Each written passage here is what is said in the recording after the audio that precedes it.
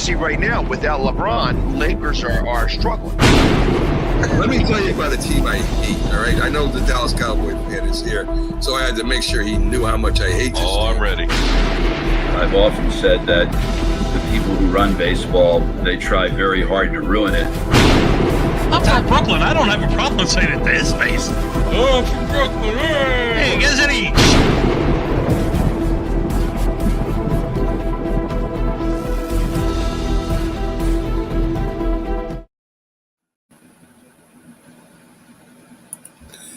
This is a presentation of Northeast Streaming Sports.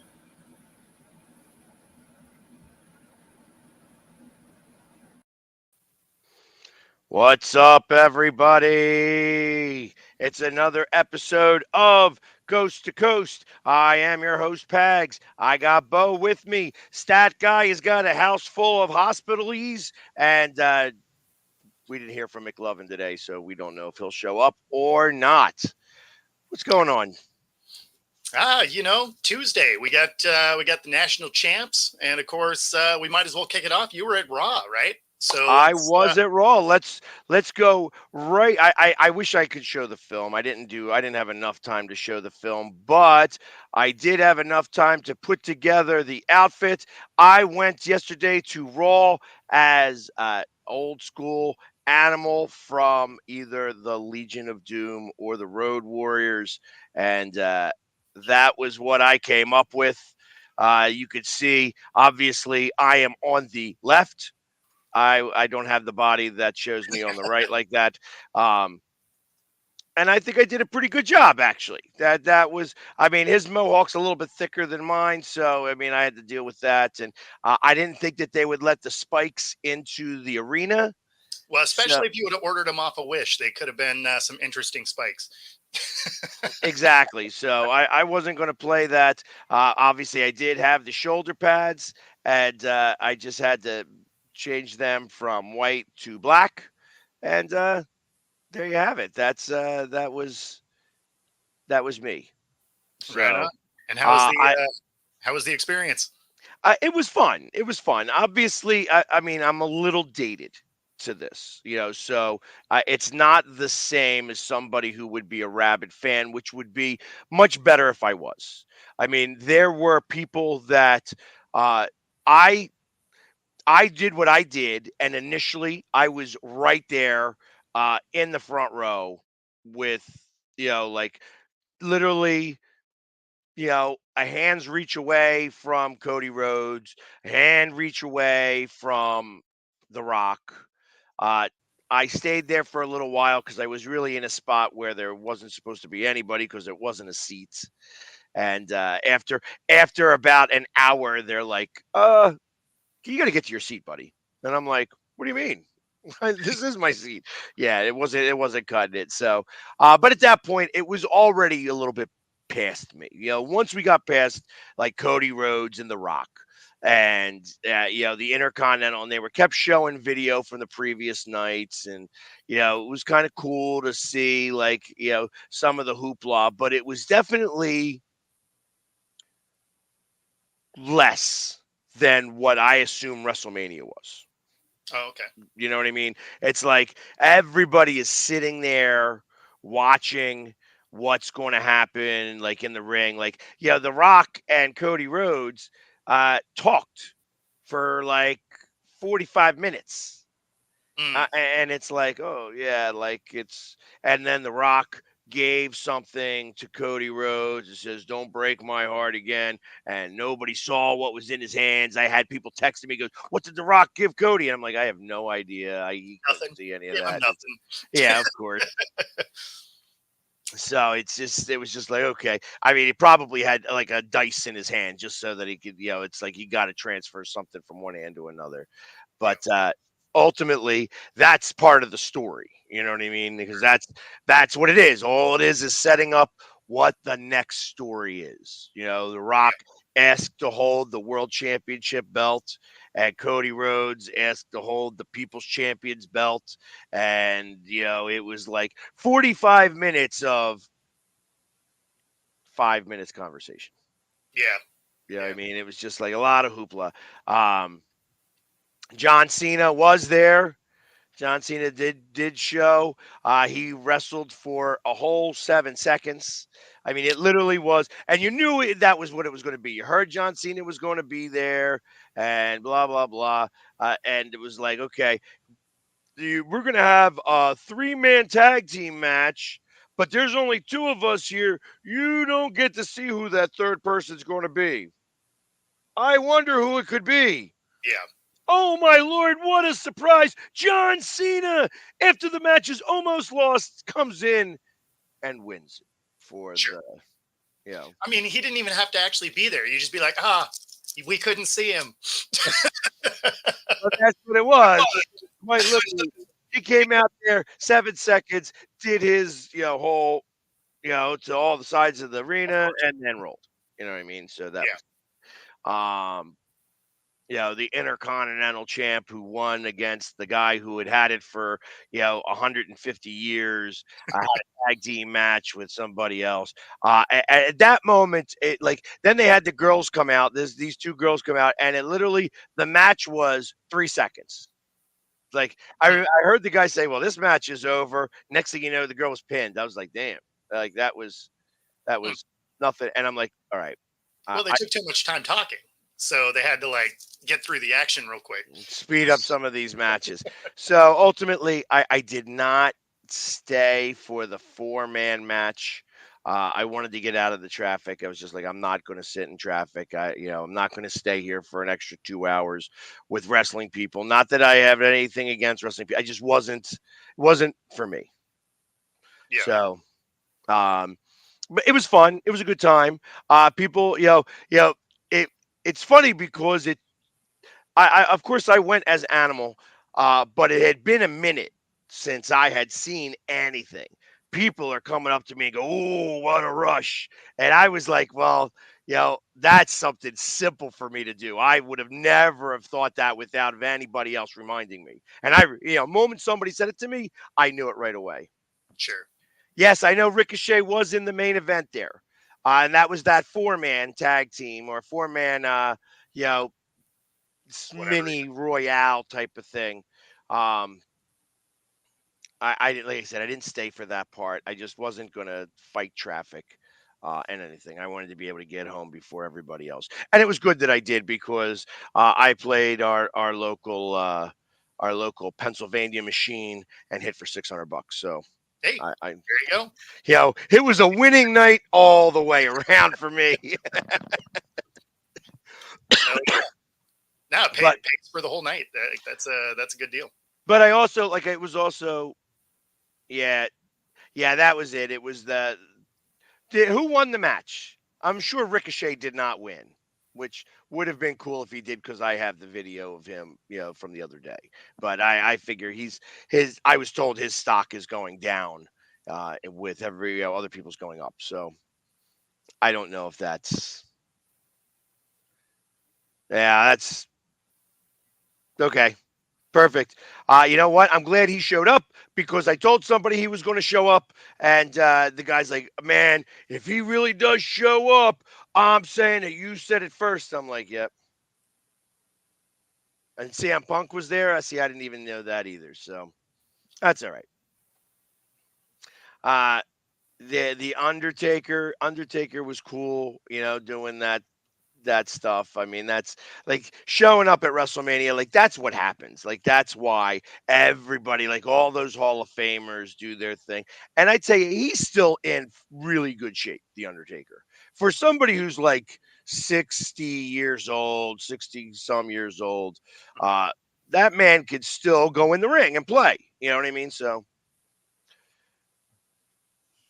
Yeah, See, somebody's always screwing somebody else. But everybody's got a different favorite wrestler. I mean, one of the things that I was paying attention to in the midst of all the things that were happening, they were showing like WWE moments in history and things like that. And because you say Brock Lesnar is in like 7 or 8 of the top 30 moments of WrestleMania. So he was definitely one of the guys that really helped wrestling, helped the WWE for a little while. And all that guy was a beast and a nut job. So, Yeah. right, but obviously he was good at what he did. You know what I mean? And the one thing is that when he needed to lose, he lost. Because that's the one thing that you're kind of afraid of with guys that are nut jobs. Are they going to do what they asked us to, or is this something different? So, but he was able to lose a couple of times, and that was always. That's what I said. That was why he probably had 7 of the top 30 moments, because anytime he lost, it was a very, very, very big deal. Yeah, So that makes sense. But so yeah, I mean, it was kind of cool. It was fun to be a part of and to be there. And like I said, there was a lot more people that recognized me. All the old school people recognized me. Anybody who was like old school wrestling, they're like Animal. Because one guy comes up to me and goes, "Oh, what's up, Hawk?" And I'm like, "Nope, I'm Animal. I got the mohawk."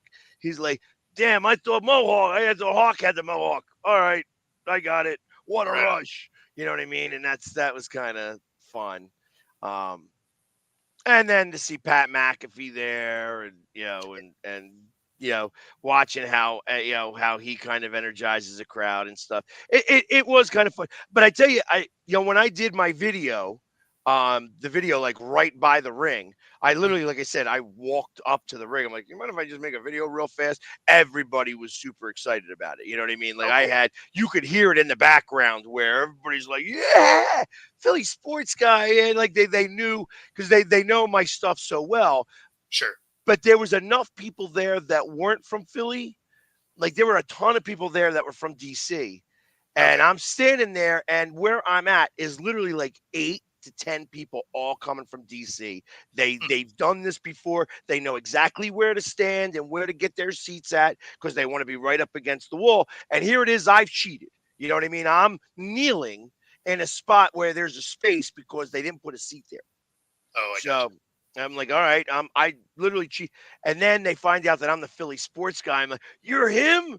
Man, and you're a wrestling fan too. They got all excited about it. I have now I think I have like 8 to 10 new followers from Sweet. DC, because they know me from going to the Eagles games, and they know me from all the memes and stuff like that. You know what I mean? But the fact that I was there at wrestling, painted up as Hawk, and when I showed them the picture, when you put that picture, like I said, when you see this picture, I mean, I did this freehand.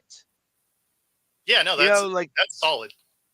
Yeah, I mean, I was like, all right, I had the colors already, so it was just a matter of doing it. And I didn't, like I said, I wasn't going to try to paint my shoulder pads and make that all kind of crazy in enough time.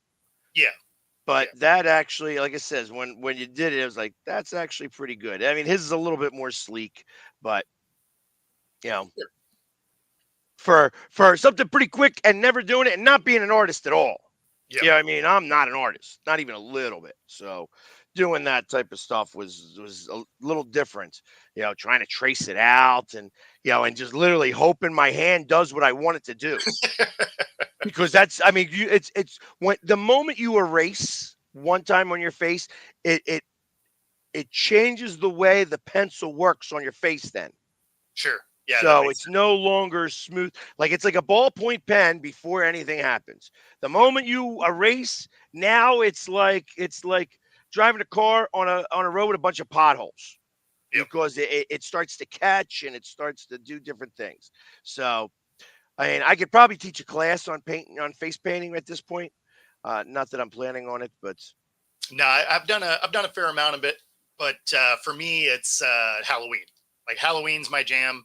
I basically would make the house a haunted house, like full on animatronic stuff, and I'd be painted up. So that's awesome. That's awesome. See, like I'm a big Halloween fan, so that's my birthday. So that's, I make that do that way. Yes, I would go back. I would want to be a little bit more in tune with what's happening. Like that was the hardest part. Trying to get all of my wrestling knowledge in yesterday's show to be able to do enough for that was, see, now that's not so, see, I only did that one time, and it was tough. That was a 3-hour project. Uh, but ultimately, so what he's talking about is a couple years ago. So I used to do, you know, the 30 days of face paint for autism awareness, and every day I would paint my face in a different Philly sports guy and whatever Philly sports team. And on April 2nd, it was is Autism Awareness Day, World Autism Day. Mhm. And instead of doing any one color, I did puzzle pieces on my head that fit like, it was in my style, but it definitely was like puzzle pieces and stuff like that. And I included all of the sports teams in Right. it. And that took 3 hours to do. Um, That makes sense. yeah, just because it's not something that I normally do. So how do I do this? And then how do I incorporate, like, because Villanova at the time was in the Final Four. So like it was like, let's include them in the mix. And blue, of course, is the color of autism in the first place. So I mean, it was, but I did that kind of stuff. So Oh yeah. yeah, Brad, I saw a little bit of that. I obviously, as I was walking out, it was 5-3, and Soto had a 1-2-3 ninth, didn't let a run up, and that's awesome. You know what I mean? So he's still got an ERA of 0. So Wow. what I did not check, and I am going to check right now because I want to make sure that I have the perfect conversation here with my buddy, so that I don't say something the wrong way. It didn't go But well. it didn't go well. Didn't go well. We are a half a game ahead of the A's, which is not awesome, and we are the only team in Major League Baseball to not have a 6 or more run game. So we're doing well. My 78 win prediction, man, almost feels aggressive. 4-7. 4-7. Yeah. 4-7. Last time I checked, the Phillies were 5-5, right? I think that was correct. I didn't look this morning. Yeah, I think that we are 5-5. And let's see all the runs that you guys have scored. You guys have scored 5 runs twice. Twice. Yep. Yeah. Good work. Yeah. Yep. 4, 4, 1, 4, 1, 5, 2, 0, 5, 5. So 3 times. 3 times you've scored 5 runs. Yeah, unfortunately, a lot like last year. If we didn't score at least 5 runs, we lost. If we scored 4, we lost every time. Like it was, but it's the thing I worried about coming into this season is our roster hasn't gotten better over the last 2 off seasons, and so we get into the playoffs 2 years ago now. We beat Toronto, awesome. Then that off season we start. We don't really do anything, but other teams in our division got better, right? Everybody else added pieces. We basically stayed pat. Then so far this offseason, we trimmed players out. I really thought that we were going to, make a splash play, not necessarily a high dollar one, because that's not what the Mariners do. But I thought they were going to go after somebody with the players they were letting go. And instead they're like, yeah, cool, we're bored. I guess that's what we're doing. And so that's why I haven't been real optimistic about where this season is going to go, is because all we did was trim some players out, didn't really add anything. We have okay pitching, but that's it, right? And we're in a division where everybody again is better. So yeah, I don't know. I don't feel super optimistic. Now, I think we're going to play better than we currently are. I don't think we're going to finish with the A's, right? But I still think we're going to be, kind of that 78 win type of team. Wow, Rojas went 3 for 4 yesterday. How about that? It's actually not so bad. Total Rob, bases. He had 4 total bases. see, So. here's the thing. Like, because I've been a Mariners fan my whole life. This is the trajectory our Mariners take all the time. Is we play well in spring training, right? It builds some hope. And then April comes along, they forget how to play baseball, right? And then they slowly build, they kind of climb back into the mix. And then the All-Star break comes and they forget how to play baseball for 3 weeks after the All-Star break. And then they really go on a tear and sometimes even grab the lead of the division. And then they get ice cold until they're just about mathematically out. And then they'll go back on a heater and miss the playoffs by 1 to 5 games. Like that's the routine that the Mariners do almost every year for the last 20 plus years. It's but like we were talking about before, that winning isn't really what the Mariners are about. The ownership group is keeping people in the stands, which means you have to be competitive, but not necessarily win. Yeah, you haven't played tougher fit games than teams in the Phillies. The Red Sox stink. They just happen to be playing okay in the beginning of April. The Toronto Blue Jays were having a tough time winning games. They had the same record as you guys did, and you guys pooped the bed. So, I mean, say what you'd like. You know what I mean? That's okay. Cleveland's is Cleveland's. Come on now. Let's face it. Win a series before you even start talking to me. Okay, there, Robert. You got to win a series. I mean, collective. If you put all our wins together, it was enough wins to win a series. Barely, barely. But the fact that the A's have so far averaged, I think that they are on pace to have 64,000 errors this year. Yeah, which would break their record of 62,000 from last year, I think. Right. So, I mean, they're 3-7. I believe they're a half a game behind us.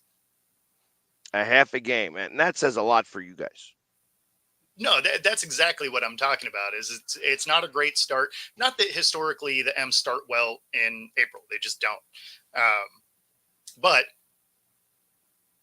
I don't think they're going to be that much of a basement dweller where they're down there where the A's are, or the White Sox look like they're going to be a dumpster fire this year.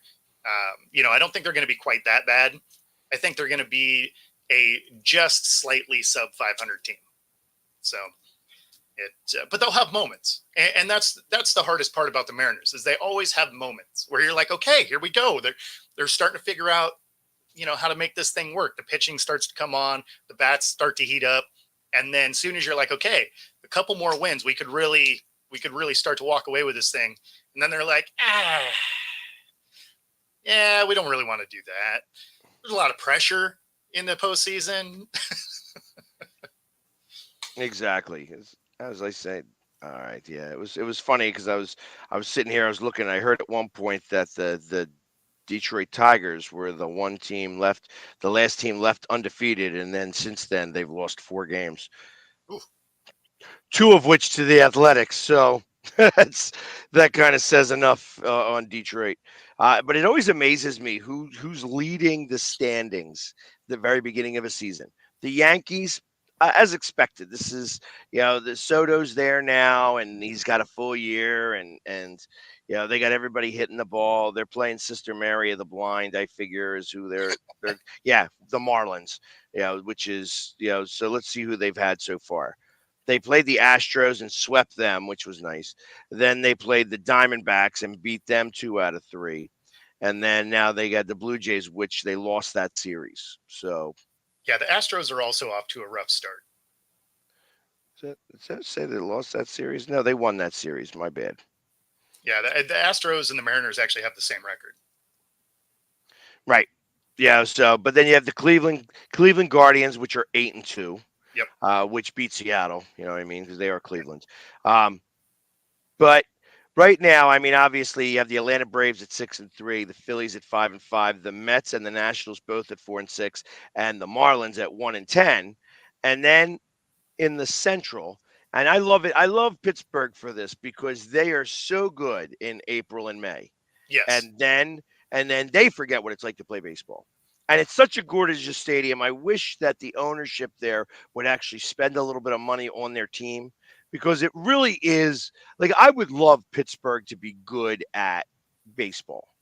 It would make those trips a lot more fun out there. They have a great stadium out there. Like they've got pool tables in the stadium.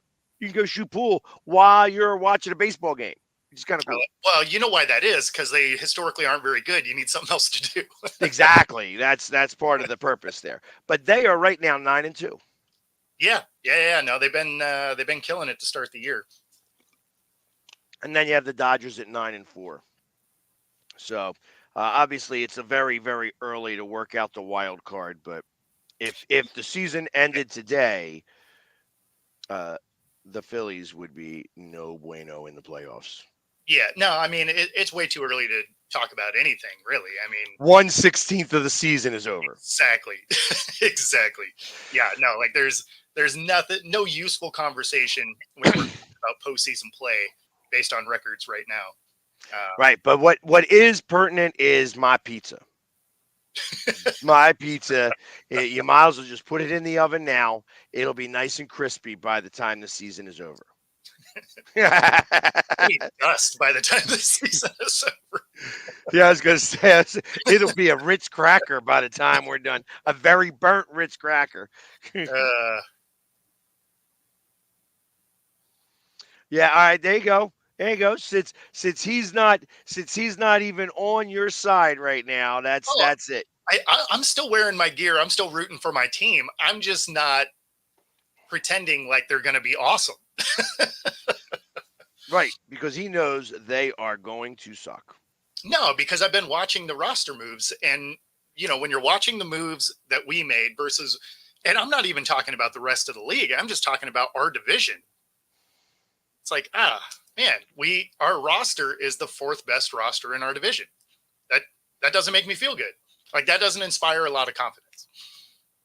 Now that being said, I'm always down to go get wings. So, hey. Definitely. You could, and just so that you know, because it may be already done by August 2nd, you could buy me the pizza while I'm there. Just if you want to concede the bet at that point. It'll depend. The thing is at that point in the season, they won't be out of it. That's where the M's start to heat up. So they won't actually be out of it. It'll be interesting then. Like you'll actually have to wait because that's how frustrating the Mariners are just historically is when you're at that point in the season, you're like, okay, here we go. They're on a heater. We're going to make a run at this thing. And then it's right after that they, the wheels come off. Yeah. I want to see how good J-Rod has been doing. So he's going to be your guy. You could legitimately, based on the time of the year that you guys are playing us, you could come to Seattle and lose those games. Historically. Wow. Yeah, he's batting 186 right now. So that's going to change. There's no way he's going to bat that bad all season. Out of 43 at bats, he's got 8 hits. Yeah. So it's like he's definitely, and he's going to be the reason why your team does anything.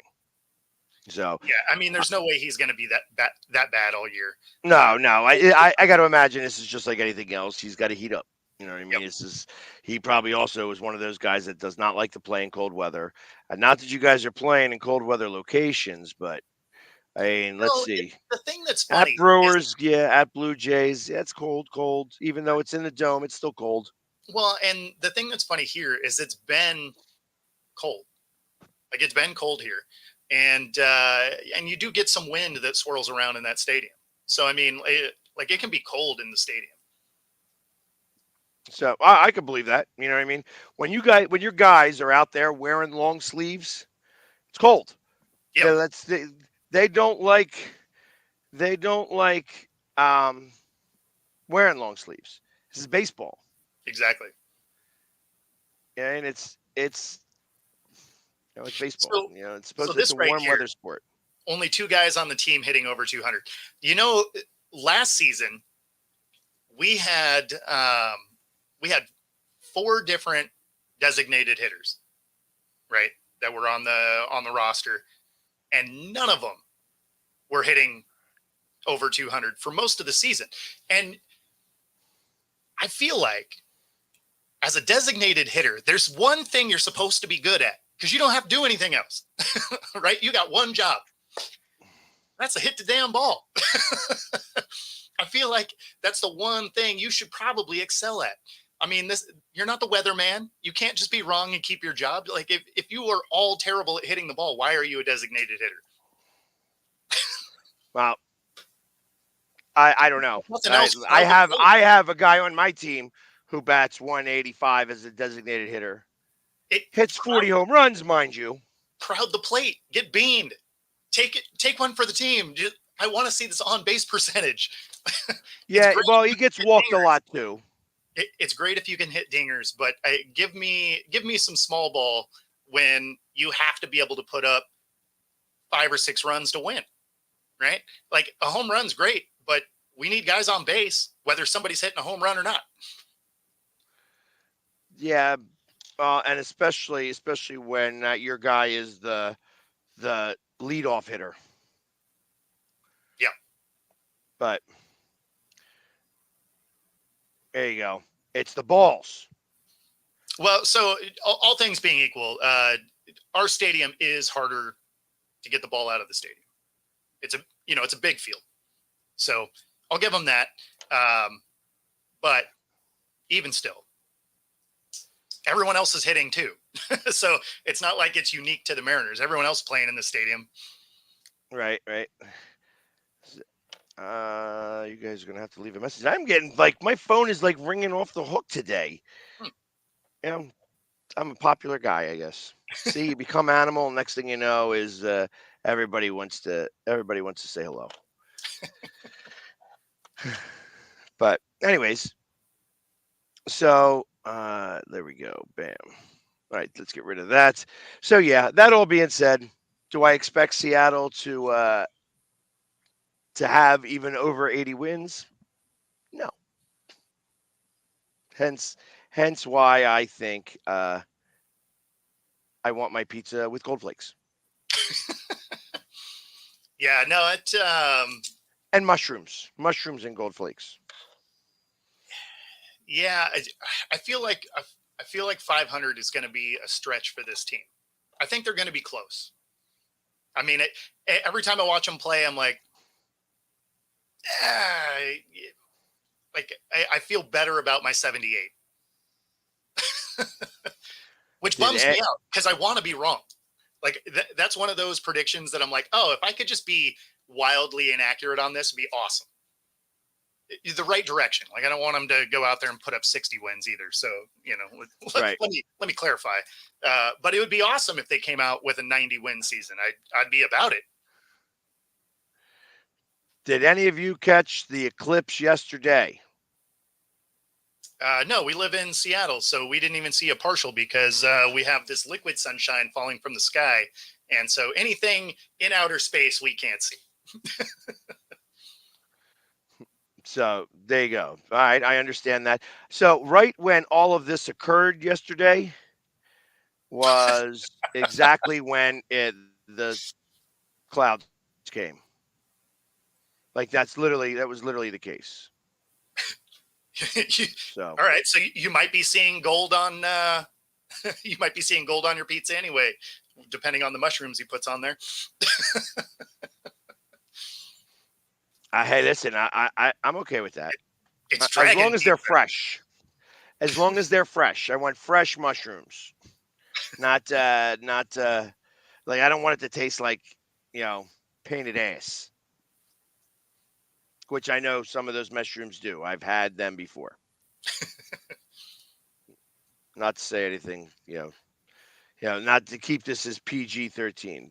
Yeah, that's right. So I am actually trying to upload some of the pictures that I took of yesterday's So I can kind of show you a little bit about what it was that we saw for the moments of time that the clouds were away. And I tell you, there wasn't many of them. You know, it was literally, you didn't need the glasses where we were specifically because the clouds were in the way. When it came out, like out of the clouds for that half a second, um, it wasn't bad. Like you could, like you couldn't look at it right then and there. But yeah, so I did get to see some of it, which was nice. Mhm. If I Yeah, can some of pull the them up pictures here. people got are pretty awesome. If you saw the video, I wish I would have saved it because it was actually very cool. Is they showed the eclipse from an airplane. That had been cool. It was pretty amazing because you watched the shadow come across the clouds that were below them, and then you could see everywhere around the shadow was lit up still, and then of course you watch the sun, get go into totality, and then you watched it move on from it. It's like, oh man, that was a pretty amazing viewpoint of it. Yeah, I'm gonna just download a couple of the ones that show the totality as best as possible. What we got here. I mean, that was the hard part about doing this here. Like it was, like I was able to catch it in a couple of different states. Not in different states, like different parts of the country. I'm talking about literally. Yeah, Um, of the path through it. I right. got what you meant. Yeah. So, but we only had it at 90% here, which was still pretty good. Yeah. Yeah. Here in the Northwest, had we been able to see it, we weren't getting much of it anyway.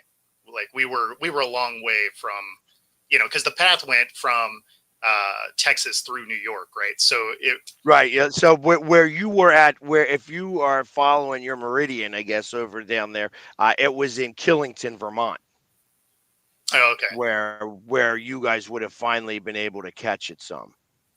Yeah, like it Um, was, and it was. We were only going to catch like a slight edge of it. We weren't going to see much of it anyway. right. But it's the No, cool thing about this is that I was able to take this directly with my phone. So it was kind Oh, of okay. cool in the fact that Oh, okay. yeah, and that's obviously through the clouds Yep. that you're able to kind of see that. And That's you can pretty see, I mean, that's really a lot of dark cover, but you can kind of see it. And then that was at the moment of the total. cool. That Yeah. was the total eclipse of the sun that I got from where I was, which was nice. The last time I was there, I was down in Huntsville, Alabama, and it wasn't as cool then. Yeah. Yeah, I mean, again, I got 90%, but it was so bright. Like you didn't even get to see the moon come. Like, is this what's going on? Like, this is happening Oh, right now. It got dusk, but it was like I'm like there was like still like 80%, and it looked like it was still bright. yeah. So, and I don't know. And then they say that all these animals are going to do crazy things, blah blah blah. Yeah, the Yeah. animals don't do Yeah. The world's nothing. going to end and all of that. Yeah. Yeah, I just exactly. drinking popcorn, waiting. Right. Yeah, no earthquakes or anything like that. The earthquakes got it earlier, so nice, nice. There you go. So I did see one from like Neil deGrasse did a whole one from space, and I was like, okay, yeah, that's cool. That's Mhm. that's a good one. You know, that's a great picture. I'll claim that as my own. I'm gonna tell my kids that I was the one that took that picture. Yeah. There was a pretty cool one that was, I believe it was from a satellite or something, and you could watch the shadow move across the planet. I was like, that's pretty cool. That's a neat view. Yeah. What was the other? I mean, first off, the fact that they were having these monster parties was like, really? Like, come on. Like, I don't remember such a big hoopla happening in 2018. So yeah, I mean it was just on the West Coast because that's where it was really close for us to see it. Because the main part of totality for that one went through Oregon, and I originally was going to go down there, But then when I was seeing the traffic it was gonna take to get there, I was like, yeah, never mind. Good. Because it's gonna take me basically it looked like it was gonna take me about 8 hours to drive about 4.5 hours.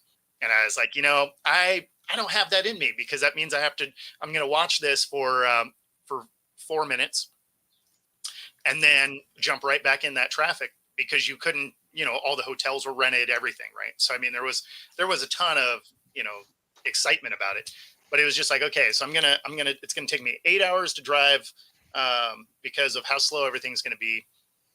I'm gonna have a hard time finding a spot to set up, be there for 4 minutes of action, and then do all that to go home. I was like,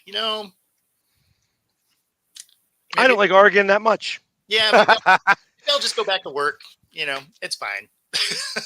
Or better yet, I'll just take the rest of the day off and say that I was there and steal pictures of others from on the internet. Pretty much.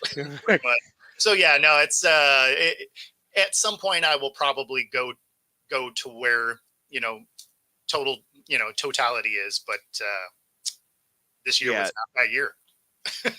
Yeah, so I remember that because it went weird. It went across the U.S. from Oregon down through, like, I think it went out through South Carolina, but I happened to be in Huntsville, Alabama, at Helen Keller Hospital. So I was on top of that. And besides that fact that it was 110 degrees on that roof, and I had my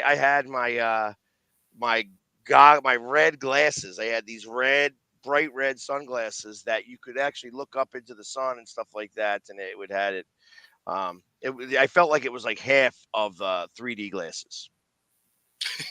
I got you. But so Paul doesn't like us talking about the eclipse anymore and wants us to talk sports.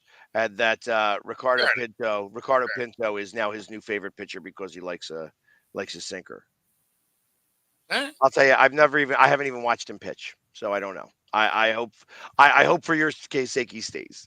I was, I have no idea if he's really any good or not. But there you go. But I appreciate the fact that you brought him even up on my show, because I have no idea. I feel like that I'm not even into baseball yet. Like, I'm still, working out the Sixers and the Flyers and stuff like that. Like, actually, I'm kind of looking towards the draft. Like, it's, I want to see how some of these teams get rounded out. Because, I mean, I never really do mock drafts because they're, after the first pick, they're pretty much all dumb, because you never know what a GM is going to do. And soon as somebody picks someone different, anything you were selecting is out the window. So, I mean, the mock drafts are always hilarious, especially when you watch people that are doing like a mock draft every couple days. It's like, okay, well, I mean, if you put 500 out, one of them's probably kind of close, I guess. Like, you know what I mean? So, but some of these teams could really add some talent in this draft. I agree with that. So I saw something yesterday, I guess it was, and I always laugh when somebody compares one team to another. Especially when it's somebody comparing the Cowboys to the Eagles. Okay. And they says, okay, quarterback, we're going to give it to Dak. Marginally, I'll go with that. Sure. Marginally, I'll go with that. I'll go with that. Running back, I'll give it to the Eagles. Again, no questions asked there. Yeah, no doubt. Offensive line, they give it to the Cowboys, and they give it with the Cowboys on the caveat that the Cowboys choose an all-pro left tackle in the draft. I mean, that's a tall order. What? Are you fucking kidding me? Are you serious? Yeah, you ain't got the Cowboys ain't got shit. Yeah, I mean, so that one's tough to wrap your head around, because it's like, okay, you're going to draft a guy and you're going to expect him to be an all-pro year one? Like, that doesn't make sense. I laughed at that. I'd have to give the Eagles the nod for that O-line. So, and then it said wide receivers, Cowboys. Okay. Tight ends, Cowboys. No. Like, wide receiver, first off, I think wide receiver is still the Eagles because of A.J. Brown, Devonta Smith. You have CeeDee Lamb. Yeah. Who's the other guy that's on that team? I know that there's somebody. Yeah, I mean, the Cowboys do have a decent receiving core. Who's their tight end? Well, it's no longer Schultz. It's now the one guy, that rookie who had problems catching the ball. Yeah, well, that's why I was. And then Dallas Goedert, which is a top 5 tight end in the league. But go ahead, let the Cowboys keep that. Okay, yeah, well, sure, whatever. Obviously, you have no clue what you're talking about. Then defensive line, Cowboys. No. The defensive line is definitely Eagles. The defensive line of the Cowboys stinks. The linebacking crew of the Cowboys better than the Eagles. Yeah, no, their linebackers are nice. You know what I mean? And the cornerbacks who got smoked a lot on both teams. The Eagles and the Cowboys both. They got smoked. So the cornerbacks and the safeties, I would say. So I that would really be a toss-up either way around. The safeties would probably go to the Cowboys. Because, I mean, you got to keep in mind they were injured, right? Because they still have Diggs back there. So, I mean, yeah, they still have Diggs. And Diggs he got all those interceptions. And then he got burnt. He got toasted the rest of the season. Got all those interceptions early, toasted for the rest of the season. So I don't want to hear that it was him. And then he got injured. So, I mean. Well, he got injured last year. Year. I'm talking 2 years ago. He did all that. Last year, he was a non-factor because he was hurt. Exactly. So it's, and the other guy came in and did pretty good. He got 7 touchdowns? Yes. Interceptions, touchdowns. I would give the edge to the Cowboys on safeties. But overall. And those 2 guys we're talking about, they're cornerbacks. They're not even safety. Oh, yeah, you're right. So I guess they're cornerbacks. I'd give them the edge on corners. Which I could say. Yeah, absolutely. That's the case. But not on the defensive line, not on the offensive line, and not on the tight ends. The wide receivers, you could almost think, but I don't think so. You know what I mean? I think that has more to do with the quarterback. And again, your quarterback is the same as our quarterback at the moment. Because our quarterback at least has played in an NFC championship game and a Super Bowl. Sure. And your guys has a hard time winning any playoff game. No, I mean, there is definitely that. I mean, the Cowboys aren't going to be good. Like, they had to shed too much talent to get under the cap. Mom pulling up some here we go. Today, 50 years ago. How about that? All right. So there you go. How about that? Hank Aaron did his 715th home run today at approximately probably around 9:00 at night. Probably. And it wasn't Atlanta, right? I don't know. Yeah, I think it was in Atlanta. And yeah, that's awesome. Thank you, Mom, for that tidbit, because I would not have remembered. I wasn't around. Yeah, exactly. I was around. I just wasn't paying attention to them at this point. It was yesterday. There we go. See? There we go. Yesterday. So during the eclipse. Yeah. Now on Eclipse Day, the world did not end, and we still get to remember Hank Aaron's 715th home run. So, nice. Yeah, so some sports trivia, for our little segment, Wild World of Sports. There we go. See, you're too young to remember the Wide World of Sports, right? No, I do remember watching it. Yeah. They used to show arm wrestling all the time. Yeah, I was like World of Sports. That, and Football Follies was always hilarious. Yeah, you remember when they used to have like the football Olympics in the summer? They would get the quarterbacks and they would do the same thing that they do for the Pro Bowl game now. Kind of, it was like they would do all that stuff. Well, I appreciate that with the fresh mushrooms there, Wen. Right. Way to catch up. Sorry, that made me laugh. What was that now? We're still talking about the pizza there in Wen's world. Yeah. See, and that threw me off, way off for right there. But So anyway, there was a football, uh, like the Pro Bowl game. What? no, so they used to, in the wide world of sports, in the summer Oh, they okay. would get the quarterbacks and they would do like they do in the Oh, Pro the Bowl game. challenges. Yeah. Yeah, so and that was like kind of fun to watch. Like they'd get like 20 players, quarterbacks and then non-quarterbacks, and they would have these um, football Olympics almost. Yeah. Yeah. Yeah, and they don't do that anymore, which is a shame. They really should. I think that would again, that those were things that brought, because you got to see the human side of some of these players, Yeah. and you don't get to see that anymore. You know, like that. Those are parts of the thing. The only time you get to see a human side of some of these players is on their social media, which is a shame because Yeah. some of these players shouldn't even have social media. Well, I always liked some of the the long throws, right?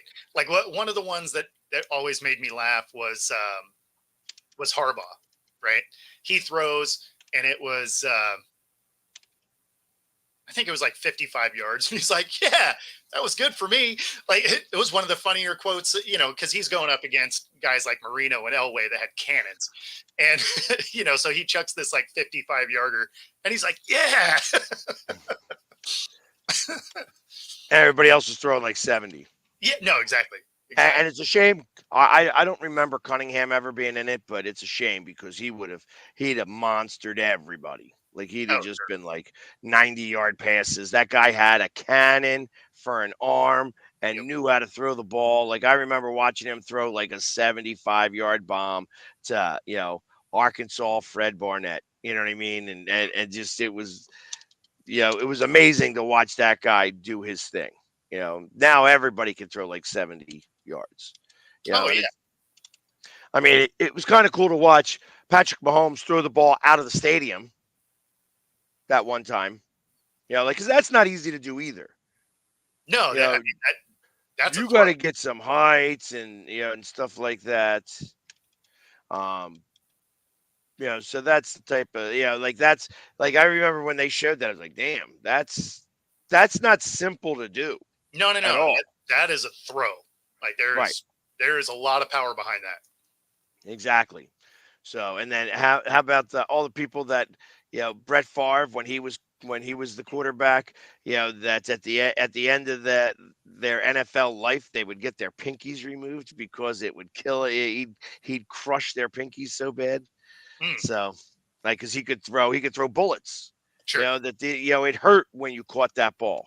Yeah. So, and don't miss it because it's going to hurt even worse the next time. Yeah, exactly. So, no sound to his end.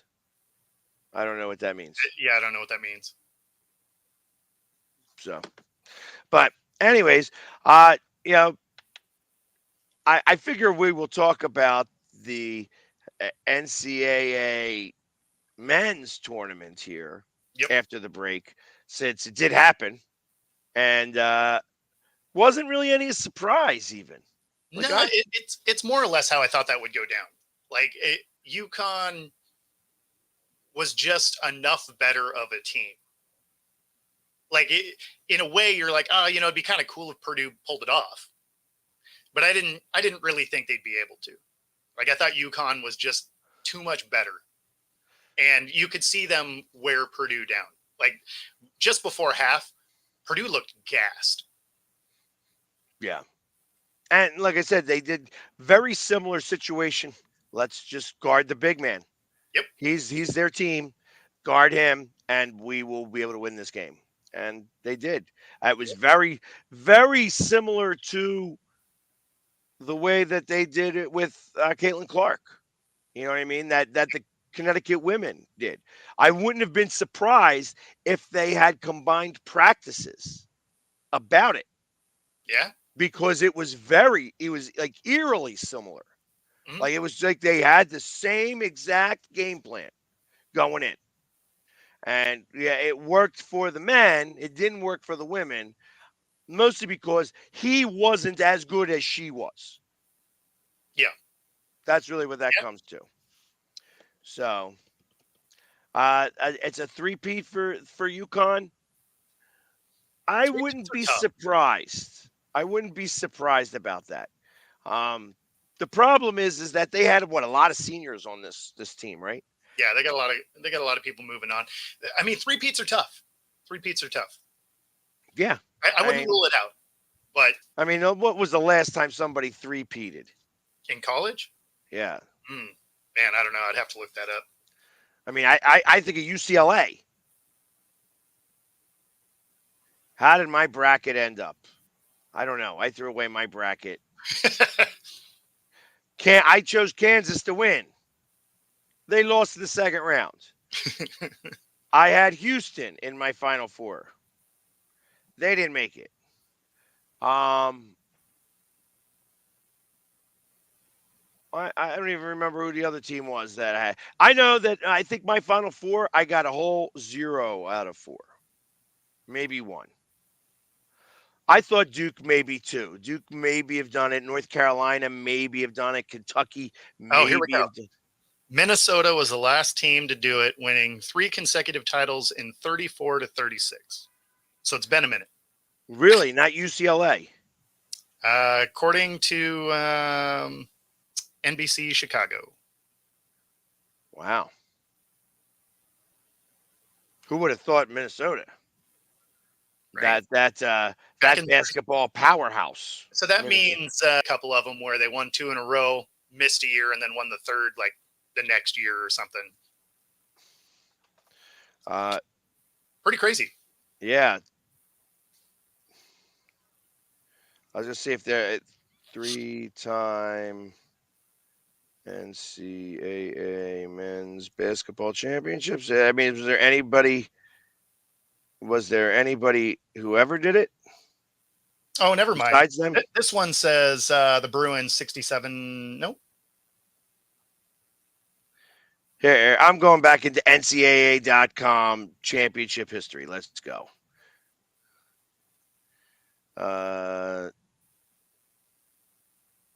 Florida won it back to back. Yeah, it looks like there's been quite a few back-to-backs. 2 Dukes back to back. UCLA 73, 72, 71, 70, 69, 68, 67. Lost in 66, 65, and 64. Wow. That's quite the run. From 64 to 75, they lost twice. Once to UTEP and once to North Carolina State. Crazy. And wow, LaSalle won it in 1954. That's a big deal. Kentucky won it 3 out of 4 years. And yeah, before 1939, there wasn't any. Oh, that's funny. Because on the headline, it says NCAA basketball, but then when it said Minnesota, it says NCAA football. Yeah, it was the NIT. The article. That would have been the NIT. So UCLA was the only one to do it. It looks like they were the only ones to do it ever. I mean, and they had a nice little run there, obviously, but I mean, because Duke won it in 91 and 92, but that it was actually the Jerry Tarkanian, the UNLV team that beat him in that first year. So Duke would have won it 90, 91, and 92. And then Dean Smith beat him in 93, and they wound up beating Michigan, which I believe was the Fab Five. 93 was the Fab Five, I think. Right? Michigan? That sounds about right.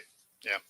Although they got beat 77-71. That was the timeout because Michigan, the Fab Five, the year before lost to Duke 71-51. They got manhandled. I remember that.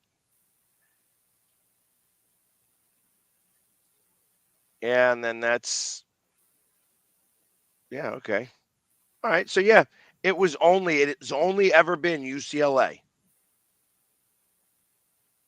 Yeah, that's quite the run. I mean, Yeah, Cincinnati had gone 3 times in a row, but lost in overtime to Loyola of Illinois. And that would have been their 3rd win in a row. I mean, that's the biggest thing, right? Like it is so hard to three-peat in any sport, really. But right. I mean, that's why, I've been kind of chuckling about, KC's a shoe-in to do it. It's like, man, I mean, do I think they'll get a shot at it? Maybe. But, I mean, it's hard to win that game every time. Yeah, I'm just looking at teams that maybe made it to the finals, had the ability to even do it 3 times in a row, and there wasn't. It's like literally, you see teams that made it twice, but that's it. It's just, when was San Francisco a university? Yeah, I don't even remember that. Yeah, I don't know. And Villanova, it's funny because Villanova was one of the teams that lost to UCLA. That was John Wooden as the coach of UCLA. As I'm looking at this now, because I would have never have thought, Villanova was any good. I only heard about Villanova in 1985 was when they started. And then, of course, when Jay Wright became coach, they started to do much, much better. But Philadelphia teams are not typically very good. Yes, that was what I was talking about. That was 93. That was, what was Face calling the timeout? No timeouts left. And that was the end of that game. Poof. All right, guys, we're at the top of the hour. We're going to take our commercial break, and we will be back momentarily. So please stay tuned till after these messages. I mean, you can see right now, without LeBron, Lakers are struggling. Let me tell you about a team I hate, all right? I know the Dallas Cowboy fan is here, so I had to make sure he knew how much I hate this team. I'm ready. I've often said that the people who run baseball, they try very hard to ruin it. I'm from Brooklyn. I don't have a problem saying it to his face. Oh, from Brooklyn. Hey, get any.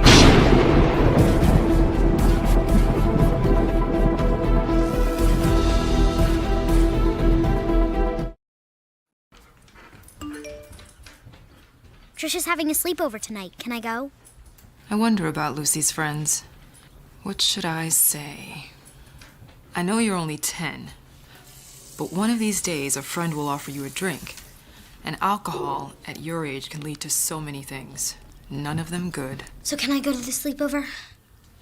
Lucy, I want you to promise me I something. finished my homework. Bigger promise. If there's any drinking, I want you to say, "No thanks, not my thing." Mom. I promise you, your real friends won't care. Deal? Sure. Really? I promise, Mom. They really do hear you. Did you pack your toothbrush? For tips on how to start the talk, visit underagedrinking.samhsa.gov. A public service message from the Substance Abuse and Mental Health Services Administration. Sometimes, all you need to change your life is a sign. A sign that says, "Hank, this is the place you've been looking for." And sometimes that sign is an actual sign that's mounted to a building. 1 second, I'm looking at a sign. I know what you're thinking, and no, I don't love B-dubs just because I'm a buffalo with wings. Frankly, that's offensive and reductionist. Cause this place, come on. It's like they took beer and made it into a place and then gave that place sports and chicken wings. And the people, Cuba, the best. Oh! What the is going on, Marty? This isn't a game. This is trivia. Yeah, this place is kind of like heaven. You know, without needing to get hit by a bus. Let's go, sports bar. Supporting the needs of our veterans. That's the goal of all of us at Team AmVets. Like Mitch, Carlos, and Kevin from our Welcome Home team that brings furniture to our vets. We are Team AmVets. Or Linda from our thrift stores who brings you great bargains every day. I am Team AmVets. And John, who picks up your thrift store donations that support California veterans programs. I am Team AmVets. Visit our website or a Team AmVets thrift store to donate or shop today. Join the team! You know, one of the best things about being an ex-big leaguer is getting freebies to the game. Call the front office, bingo. And once these fans recognize me, I probably won't even have to pay for my light beer from Miller. Down it! I love them. These fans know I drink light because it's less filling and it tastes great. Good seats, huh? You're in the wrong seat, buddy. Come on. Oh, I must be in the front row. Come on. Light beer from Miller. Everything you always wanted in a beer and less. Good seats, hey, buddy? He missed the tag! He missed the tag!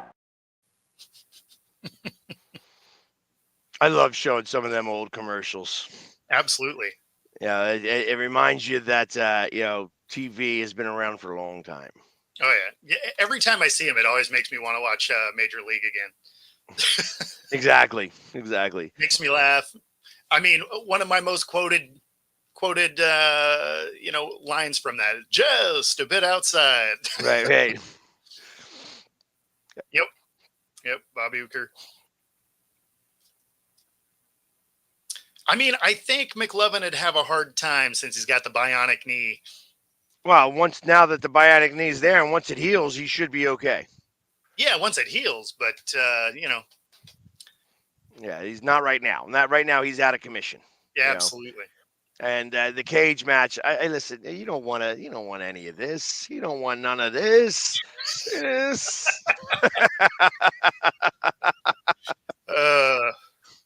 Yeah, like if I could show you some of the highlights of the food eating championship, but it would take me forever to actually download. So and then I'd have to cut it up a little bit to just get my parts out of there. But yeah, and Rob, we actually don't know when he's coming back.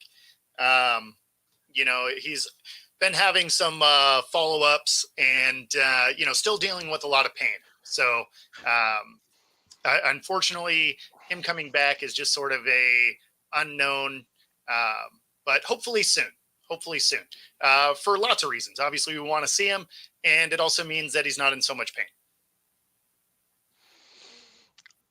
Here's the story. Before we get into the men's NCAA championship, here's a something that came across my news feed that's very important in the world of my world.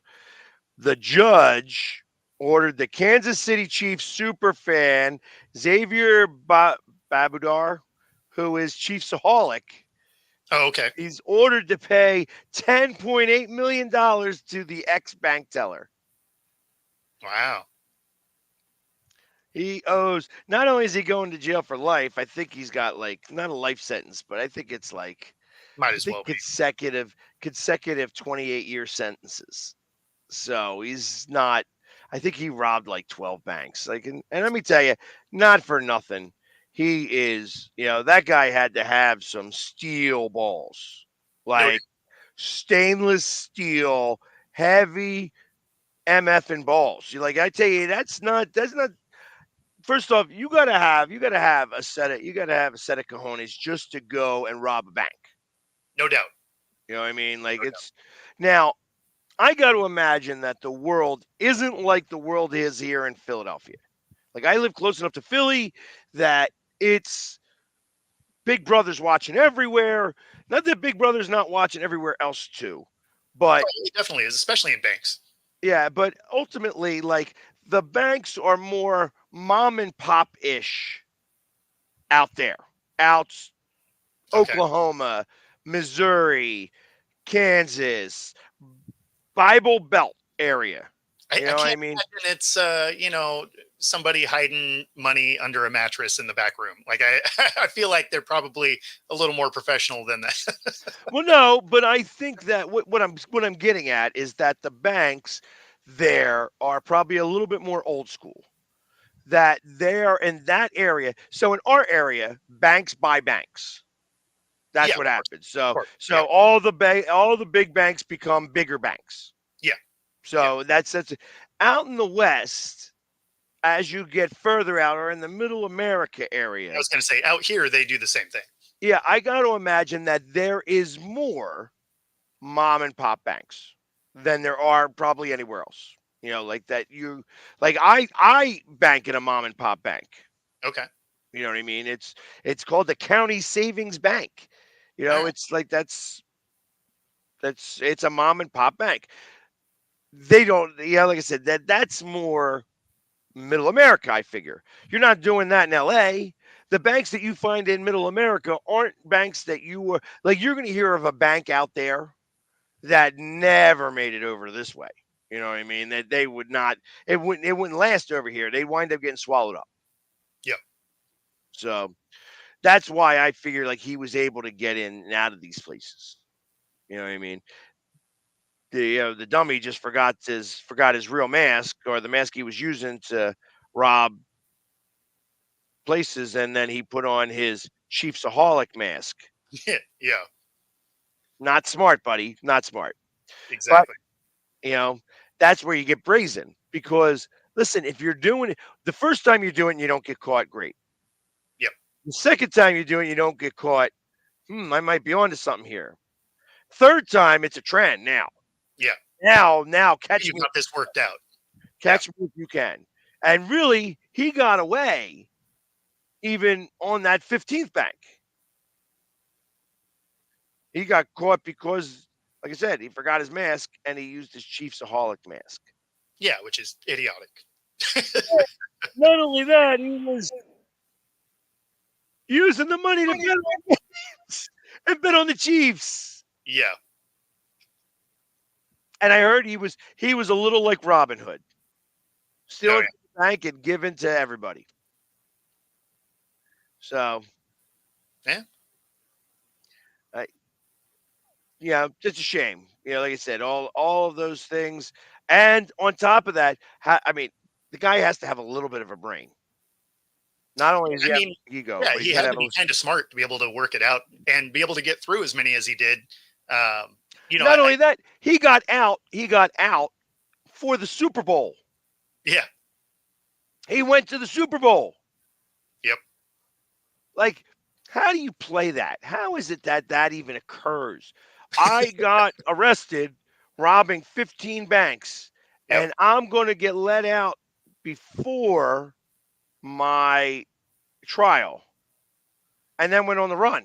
Well, I mean, to be fair, he probably had the money to pay his bail. Yeah, but I figured that would have all been not seized, at least. Well, I mean, I don't know that you would put the kind of money that you're robbing back into a bank account. No. Right? So, I mean, but where are you coming up with that money? You know what I mean? Well, like, ultimately, it's got to be proven. Did you leave it somewhere where they could seize it, where they knew where it was? I wouldn't, right? Like you in the back of your mind, you have to think at some point, right? Because this is a federal crime. So, this isn't like, oh, I'm just going to bounce out of the state and, probably going to be fine. Like, this is a federal crime. Like, they're going to find you at some point. So I don't know that you would hide your money somewhere that is directly tied to you. So if you did, get out because you were able to, make bail, whatever, you probably still have that money somewhere, at least some of it. There you go. Oh, there you go. His partner bailed him out. That helped him rob the banks. So there you go. Yeah, because I mean, he knew where the money was buried. Exactly. Because that's the hard part about this. I mean, this is one of those things. It's like, this goes back to old time stuff. Yep. You bury the money. Don't ever let anybody know where it's at. You put it exactly where you're going to find it, and maybe someday somebody goes to find it. Or if you ever get out, you have it. Exactly. So, I mean, not that I have any chance to go rob a bank. There's no chance. I don't have the inclination because I look bad in orange. So, just not my color.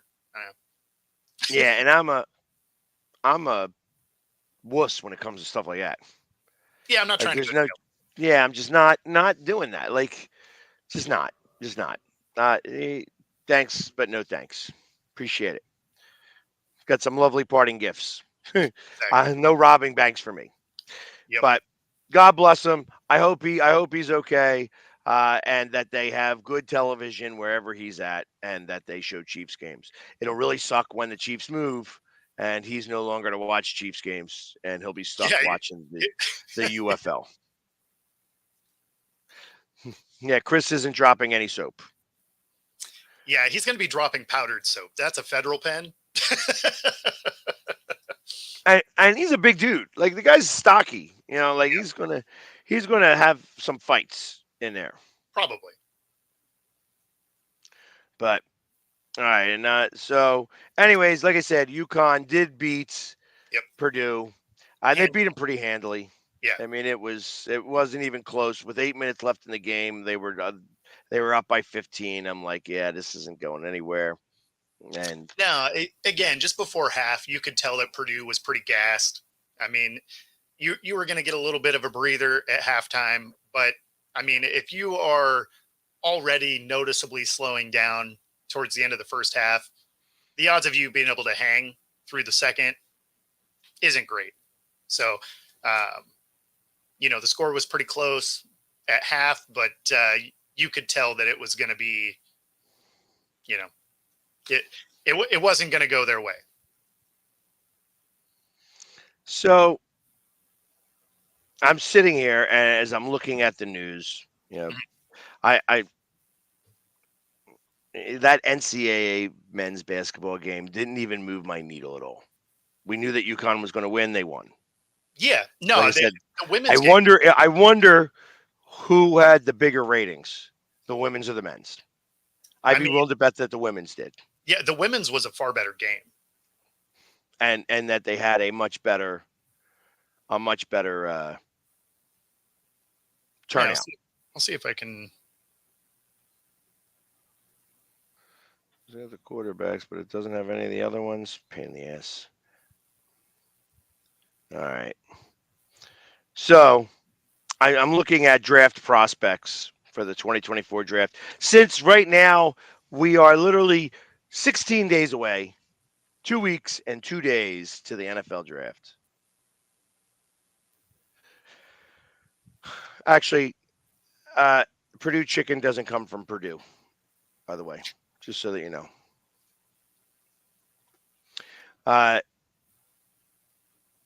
The number one quarterback obviously still remains Caleb Williams. You think Chicago takes him? I mean, probably at this point, just because they fumbled their option to do something smart last year. So I feel like they just have pressure to make that happen. Here we go. So the women's had 18.7 million viewers, and the men's 14.69. Yeah. And that makes sense to me. Yeah, and 14.69 sounds high. Well, I mean, to be fair, they did it in a football stadium, so maybe some of those viewers went to the game. And it's Boston area. I mean, UConn is still considered like Boston, New England style. So they're going to root for their teams. It's not like there's only something good that happens up there every once in a while. So anytime something good happens, that whole area bands gets together. behind. Yeah, it gets behind. And then of course, tough to quantify, right? Because I mean, some of that is how many more of those were watched in a sports bar, where that viewership number is an unknown number, versus the women's game. Were they viewed there, or were they more at home? Like, there's factors that those numbers never really tell you. Okay. But that being said, the women's game was a far better game. So it makes total sense to me that they had significantly more viewers. Yeah. And they have had all season long, actually. It's like I've been at first I was like, no way, that's not the case. But this year is the case Yeah, no, it's been consistent.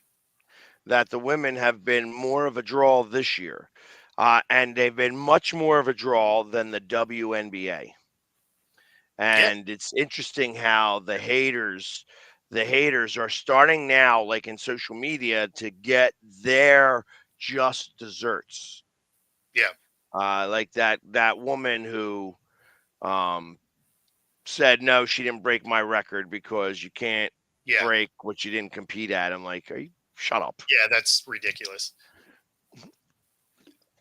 So there is, and like literally, it's coming out from all sides, not just guys and sports analysts, but women as well. Yeah, Women are like, probably the women most. on women crime is a That's the more big disappointing deal. one. Yeah, Yeah, that's a big deal. And the fact that some of these women are using the race card, like that's like the worst thing in the world that you could do. Like, yeah. hold on. We're only watching her because she's white. Are you kidding me? She's a woman. You know what I mean? Well, That's and still the the thing that doesn't make any sense of that is okay. So say you wanted to play that card. Did that make her single season record points? Did that make her 3 points? That was a record. Did that make her career points record? Like I'm pretty sure stats don't care about race at all. right. Not even a little bit.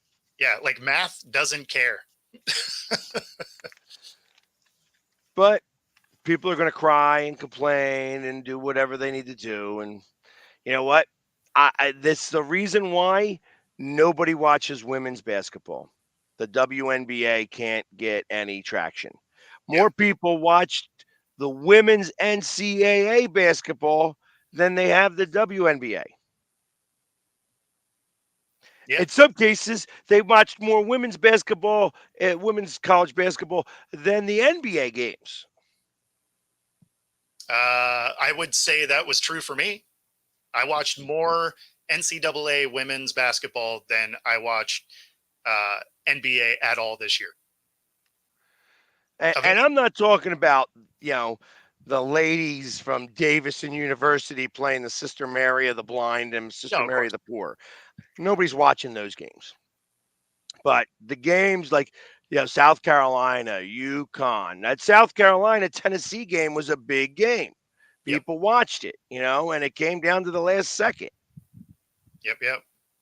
Yeah, definitely hit that like button and of course subscribe button if you are watching on either of our YouTube channels. Please That do. is a huge help to both of us. Yeah, I'm trying to get into the 10,000 mark. I'm only at 2,000. I'm So just still trying to hit 1,000. there you go. So join us. Follow the trend That's of right. subscribing to our, Smash that subscribe button. and then hit that little bell thing. So Yeah, that I can ding you every time I go on. that's I right. ding a lot. Yeah, those notifications, definitely helpful too, Ding. right? Help get those watch hours up. But step number one is hitting subscribe. That is the key. Exactly. Not that we're always talking sports either. Sometimes we started this I started today, and I asked Bo. I said, Bo, what do you know about cryptocurrency? And he's like, if you day trade, you can make some money. Yep. Not that we're going to start talking about day trading on cryptocurrency, but if any one of us people are out here know anything about cryptocurrency and possibly starting a cryptocurrency, reach out to me. I've got a thing that I've been wanting to maybe start one. You just selected yourself for so much spam. Oh, I know. So, but go ahead, and all those spammers, subscribe to my YouTube. Yeah, So, well, there's that. If you hit the subscribe button, hey. But yeah, spam me all you want as long as you subscribe to my YouTube. That's right.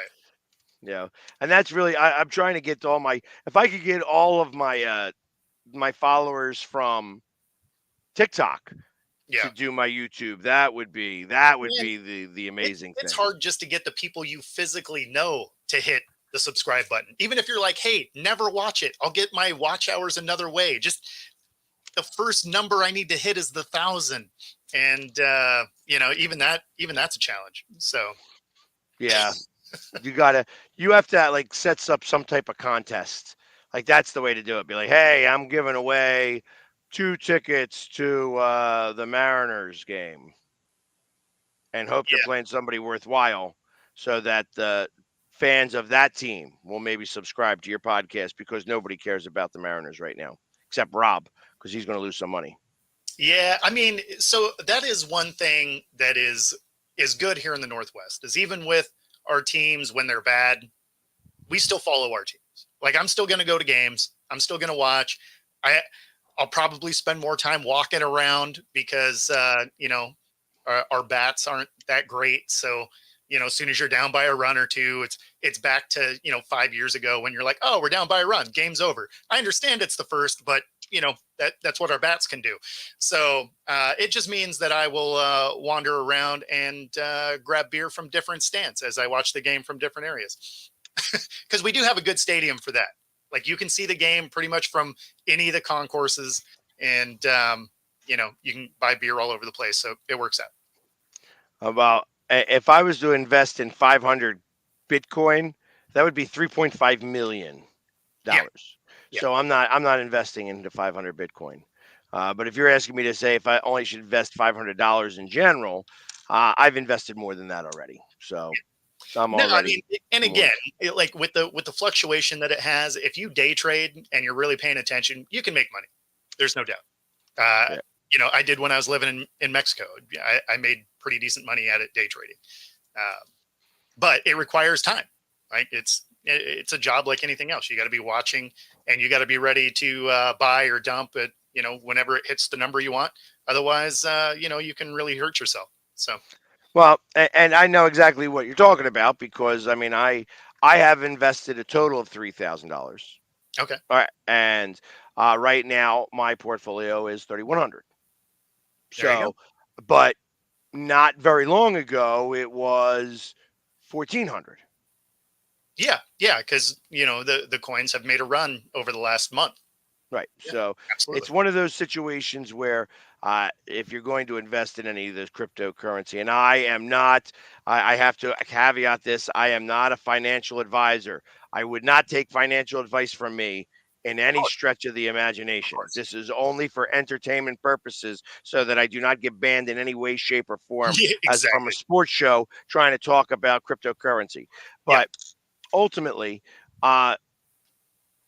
it's, when I invested the first $500, I did it with Dogecoin.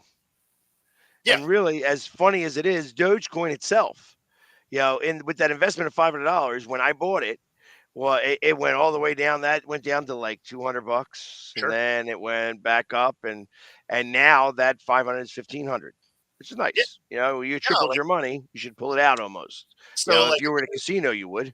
If you wanted to do the day trading thing, things like Doge are great because of how volatile they are, but you have to watch, right? Because especially over like the last month, you've had 10% increases and drops within the same day. So if you're day trading, and caveat to that, to be able to day trade, you have to have 25 grand in there. It's just one of the rules. So, but if you were day trading, you could be making decent returns multiple times during the day. But again, you got to be watching whatever trend is happening. And if you do decide, hey, I'm selling out, and it continues to run, don't buy back in. Like, it's coming back down. Yeah. Wait for it to come back. Don't be like, oh no, I missed it, and buy back in. That's how you lose money.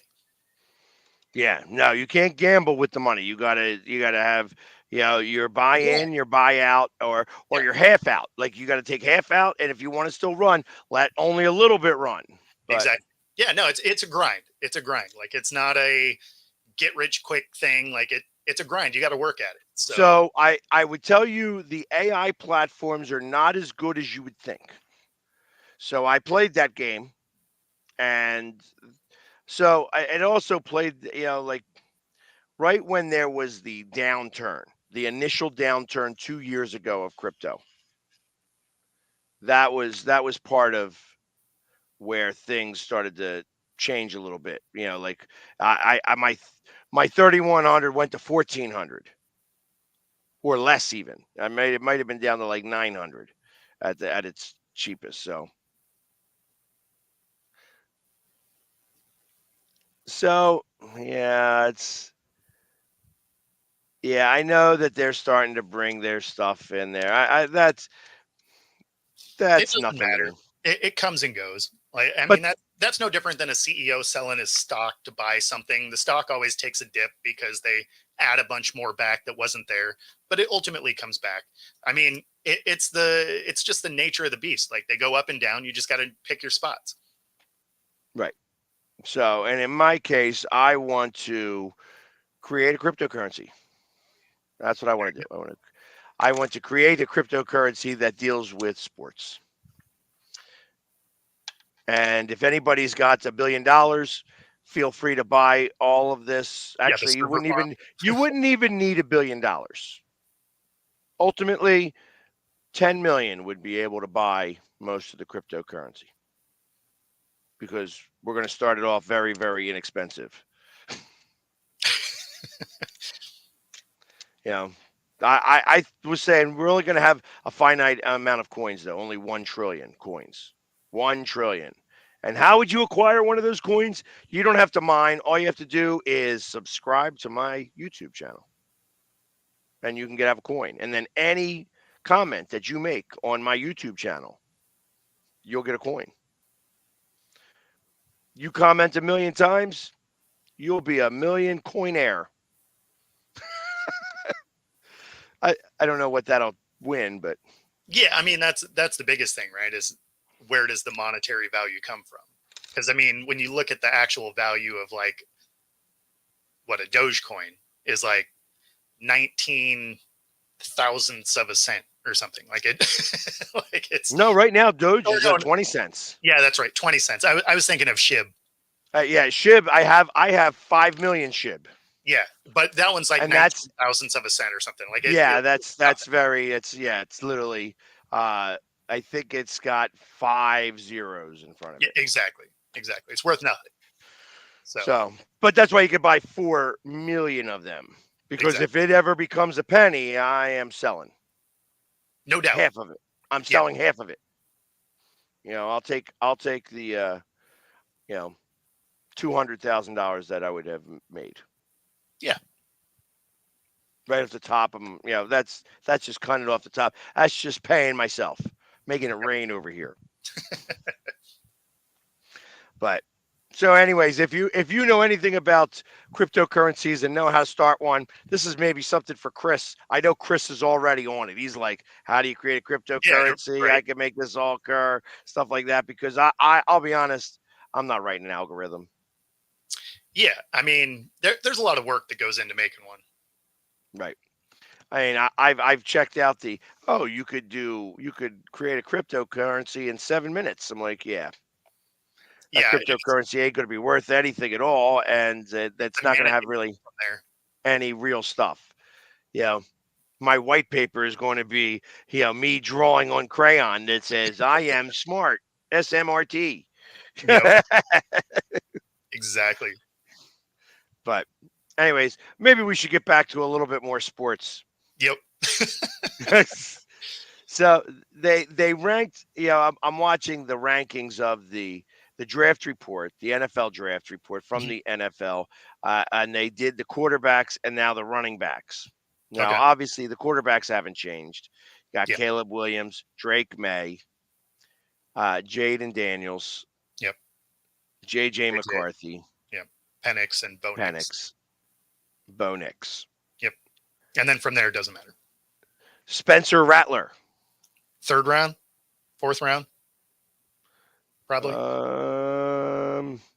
They compare him to Baker Mayfield. I don't know if that's a great comparison. It doesn't really say where he would go. Interesting mid-round prospect. So 3rd, 4th round.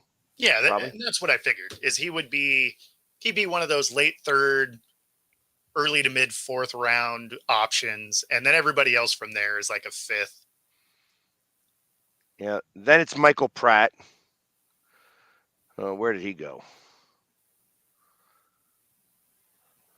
Can't really tell. The green, I don't know what green. Looks like a green monster or whatever, but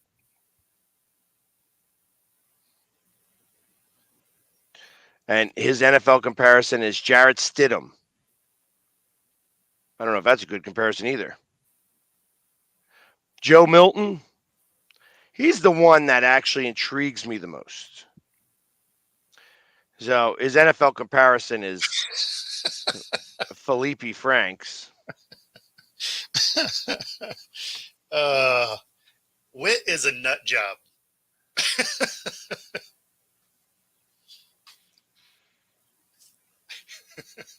Right there. Yeah. I mean,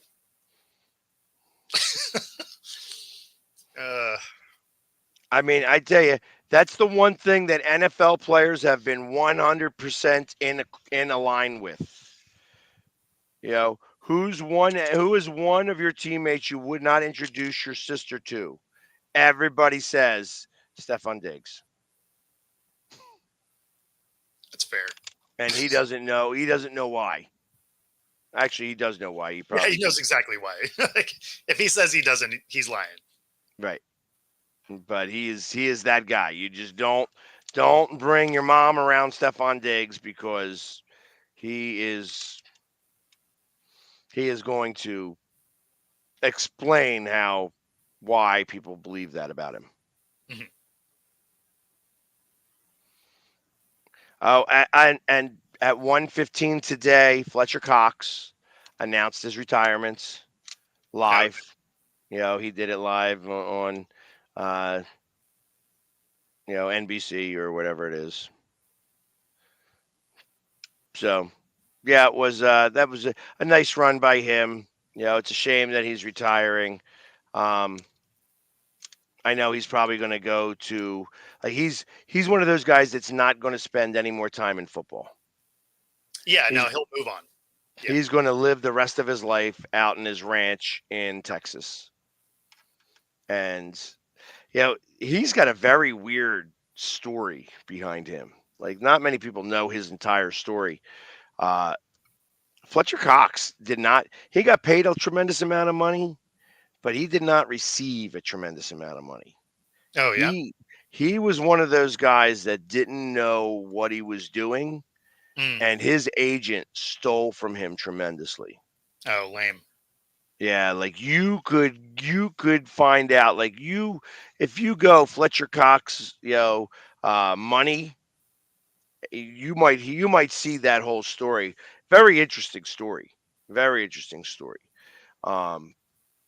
Obviously, the last couple years of his contracts, he went, I think, agentless. Like, he didn't deal with an agent. He just said, "Hey, this is how much money I want," and the Eagles paid him. But it was odd, very odd, how he just hundreds of millions of dollars, and after his first contract, I think he had a total of I think he got paid $100 million, and he wound up receiving like 2 of it. Whoa. Yeah. I mean, I don't know the whole story about it. Let me see if I can pull it up. Wow, that is super shady. Yeah, I'll have to look into that.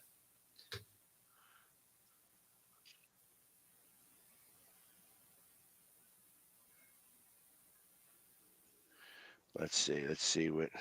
Yeah, because that's insane. Like, that's one of those. And yeah, it's projected contract. Fletcher Cox $103 million contract is mostly a sham. No, that's not it. That's not what I was looking for. Money.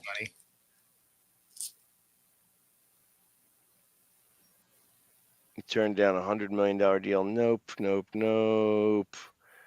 I wish I could find out about. Yeah, I'll have to look more into it after the show. Yeah, like I said, you'll find out a lot about it. It's like it's not going to show up on the first couple of pages because he just retired, obviously. Yeah. So it's here.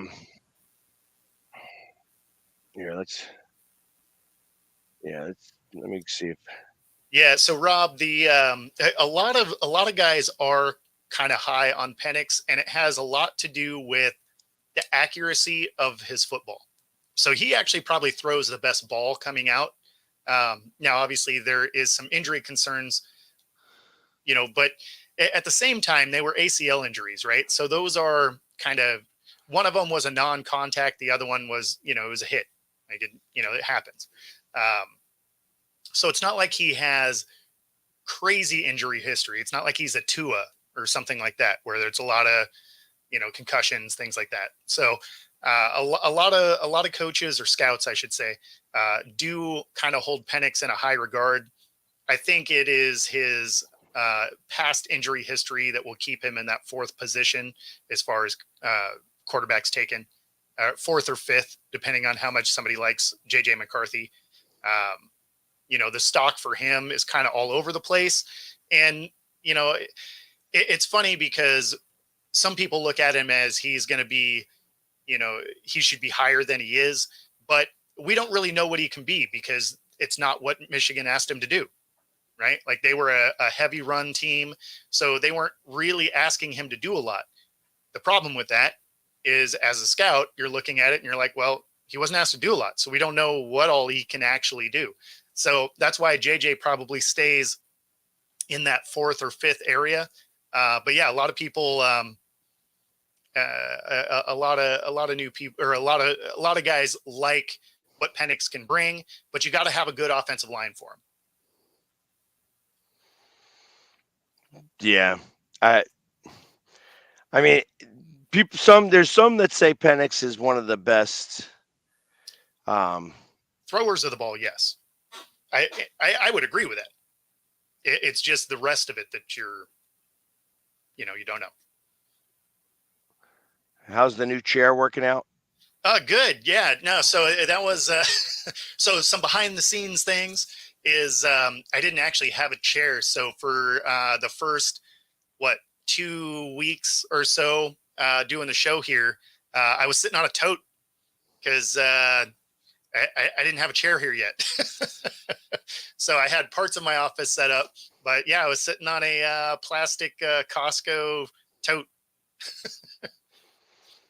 So having a chair is way better, as you would imagine.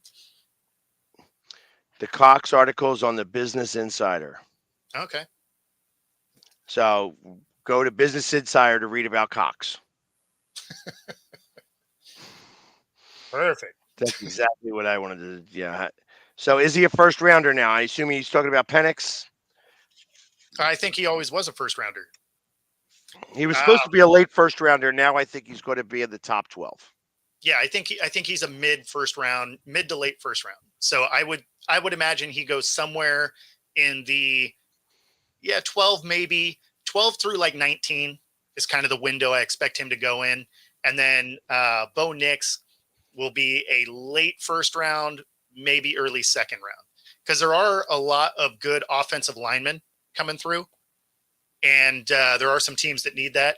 I would imagine Bo Nix is probably going to land somewhere like 25 to 28, somewhere around in there. But because he'll be the sixth one off the board. So I would imagine, he's probably still a late first round. But there's quite a few offensive line guys and a few receivers that I think get off the board. Do you think somebody could stir up the draft some by choosing Penix early? Or I think what it'll be is if the first three go 1, 2, 3, right? If that goes down, and then say somebody does trade with the Cards and they pick JJ 4, then Penix goes in the top 10. Because you get that run, right? And because the NFL, is that copycat league. When they see all those guys running off, there will be some moves, be like, oh, okay, I thought this guy was going to drop to me, but now I don't trust that it will.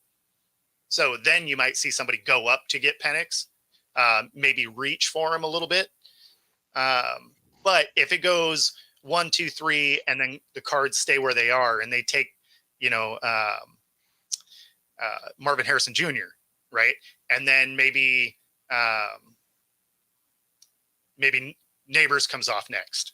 And then the Giants grab, because I think the Giants are at 6. And then so they grab JJ there.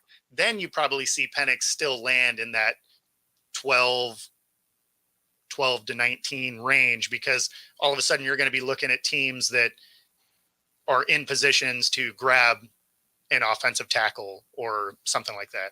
So it'll depend on what happens with really that Arizona position. Do they actually trade out and, somebody that needs a quarterback go in there? Because if you start seeing all the quarterbacks run off the board, then yeah, people might move up to take Penix and even possibly Nix in the top 10. So they're saying the Patriots are going to take Marvin Harrison Jr. Well, they're at 5, right? 3. Oh, they're at 3. Oh, see, yeah, I thought they were going to. I thought they were going to try and get a quarterback in that room, but maybe not. Yeah, in this scenario, the Patriots go the veteran route to fill the need at quarterback, and that gives them Marvin Harrison Jr. They don't like taking quarterbacks in the first round in New England. It's one of their things. Yeah, well, I mean, but it's been 20 years since they had somebody that had a different mindset. So who knows what they're going to do this year? Like, if you're a brand new coach, brand new GM, maybe you do make a splash play your first year in. It's your best shot at it. So here's how this one has it. He has the Bears with Williams, Commanders with May. Yep. Third takes Harrison Jr. and Malik Neighbors goes to the Cardinals. Okay. Chargers take Joe Alt, offensive tackle, Notre Dame. Sure. Jalen Daniels goes to the Giants. Okay. Titans take Fasciano, offensive tackle. Yep. Okay. McCarthy goes to the Falcons. Adunze goes, he's a Washington guy, goes back to the Bears for the wide receiver. Okay. Jets take an offensive tackle from Oregon State. Offensive tackles from Oregon State don't make any sense to me.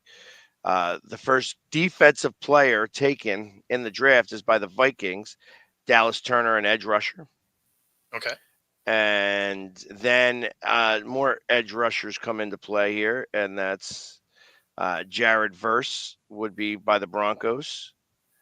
And Arnold is a cornerback from the Raiders. Latham, an offensive tackle to the Saints. Wiggins, cornerback, Colts. Murphy, Seahawks. Brian Murphy, a defensive tackle from Texas. Okay. That's who they got them taken. The Jags are going to take a cornerback from Toledo, Quinion Mitchell. Brock Bowers is a tight end to the Bengals. Rams are taking outside linebacker Jackson Powers Johnson from Oregon. The offensive tackle from Washington, Fultano, goes to the Steelers. Okay. And it amazes me that we've stopped with the.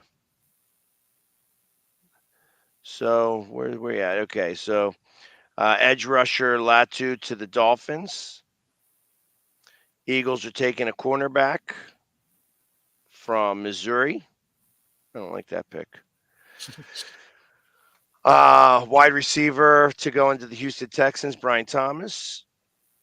Tyler Gunton goes to the Cowboys, offensive tackle. And cornerback, wide receiver, edge, linebacker, offensive tackle, linebacker, wide receiver. That's first round pick, and I did not see what's his face's name in that Penix or mix. Yeah. Yeah, I'd be surprised if that's how it goes down, but maybe. I could definitely see Nix making it into the second round. I think Penix will get picked in the first, just because of what he showed over this last season, especially in the championship game where he got absolutely brutalized and kept getting up and playing. I think that really helped his stock as far as getting into the first round. Got it. And let's see. Yeah. I would see if this guy did. Oh, he's got a 3.0. Let's see what his 3.0 says. Yeah, see, that's the thing is there's always a million different versions. Like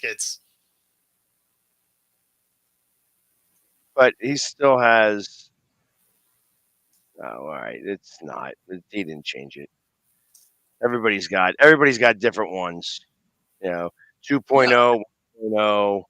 Exactly. Yeah, like there's ones that will put one out every few days. There's ones that'll put one out once a week, and it's all a crapshoot, right? Really, after pick one, nobody knows. So yeah, I don't know. The mock drafts are always hilarious. Like I put one out a couple of times because I got asked to go on a show, right? And they're like, "Oh, we're gonna do mock drafts." I'm like, "All right, I'll make one." So you jump on one of the little sites and you work your way through one, what you think would happen. But inevitably, whatever you thought was going to happen never happens because you never know what the GM is feeling at any given point or who's on their boards, really. Like you can look at need, but that doesn't necessarily mean anything because some GMs go for best available, not necessarily need. So as soon as you start doing that, who knows? Interesting. A lot of these mock drafts. I mean, I've looked at 3 of them now, and I just didn't talk about the other ones. That just they all do not have Penix in the first round. Yeah, I mean, and it's entirely possible, but I would be surprised. I don't know. I think that quarterbacks, like they said, they like to do the run on the quarterbacks. So exactly. Well, and that's where I think if teams move up to grab them, like if someone moves up to grab JJ, right? Like if they get 4 of those quarterbacks off the board in the top 5, that's where you start to see, a guy like Penix or, Nix. You might see them go ahead of schedule, right? You might see somebody reach to go grab him because they're like, well, we don't want to miss our guy waiting for him to drop to us. If you do end up with, the first couple off the board and the next ones are, a couple of receivers and then an offensive tackle. And then all of a sudden, other teams are like, all right, we can see if he'll drop to us. So it just depends on what the run becomes. So I personally want offensive and defensive linemen for my first round pick. I do not feel that any cornerback minus the first couple that go are worth it. Yep. So I want my cornerbacks to be in the second and third round because I feel like once you get past the first 2 or 3 cornerbacks, there's no more cornerbacks, and they all are. You have your very top tier, then you have your second tier, and those second tier are from late first round to, early third round. Mm-hmm. And they are all the same to me, as far as I know. Yeah. Again, I don't watch enough college. I know that there's more offense than there is defense. Yep. So, and I don't ever hear the names of cornerbacks that really throw it out there. You know what I mean? The last time I heard a name of a cornerback in college was Woodson. You know what I mean? Yeah. And then you hear about like Patrick Surtain Jr. and stuff like that. Like the guys, the second generation NFL players, I'm a big fan of. Like if your father's played in the NFL, I like that. Sure. Because you grew up in that mentality. So getting to this point was almost like a formality. Yeah. And you had to get through it. It's just like watching the Tulsa King when he's talking about going to college. They don't care what you studied. That an employer is looking that you went 4 years to the same place and finished tasks in a reasonable manner, and they feel so that they can trust you to hire you, so that you're not going to screw up their business. Yeah. That's what college is about. You know what I mean? So ultimately, that's the same thing with football. Yeah, because You know what nobody I mean? cares about your bachelor's of science degree. Like nobody, Right. nobody's gonna Underwater basket weaving is never going to be used in the real world. 0 days ever. Yeah, and then when it comes to us, Rob, the Seahawks, they sure look like they are content with Geno and Howell being their 1-2 punch. Because otherwise you wouldn't have gave up what you did to go get Sam Howell.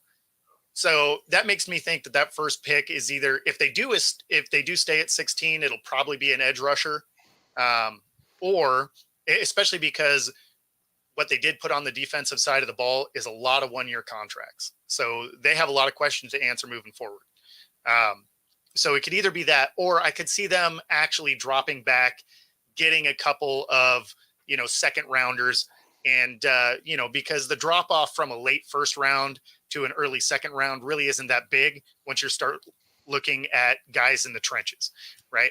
If there are going to be a top 5 D lineman, something like that, sure. But if you're going to be around 20, that's no different than being picked 45, talent wise, typically. So I could see them going edge rusher, maybe a linebacker, something like that. Because it's not like they need a lot of help on the offensive side of the ball. And you got to keep in mind, our new coach is our defensive coordinator. So he's going to want his defense to be every bit of what he just left with the Ravens. Yeah, I agree with that. I go top 10, 11 to 25, 26 to 50. Yeah. Those are your, that top epic tier kind of. And not that I think that the third quarterback is epic tier. No, that'll be a need-based pick, right? Like that's not he's going to tear the cover off the ball kind of thing. This is, we need a quarterback. The guys we wanted are already gone, and we got to make sure we end up with something. Right. So, and on that note, we're at the top of the hour. So absolutely, tomorrow we'll go in a little bit more in depth in this. I'll give ourselves a homework assignment. Tomorrow we are going to talk about what are our team's needs specifically that we need to go after in the draft. Yep. And things that we expect to be resolved in the draft, and things that we will expect to be resolved on June 1st when they do the second level of drops. Yeah. And because that's going to be the second level of free agency. So tomorrow, that's what we will go over for both the Seahawks and the Eagles, maybe the Vikings, and maybe the Cowboys as well. But I'm not going to give them their homework assignment because they're not here. I was going to say, I'm not going to put money on either one of those guys coming in. Yeah, exactly. So tomorrow, that's what we will talk about, how all the birds will do in the draft. Right. In the meantime, everybody, thank you very much for hanging out with us today, and we will see you guys again tomorrow. Everybody, have a good one.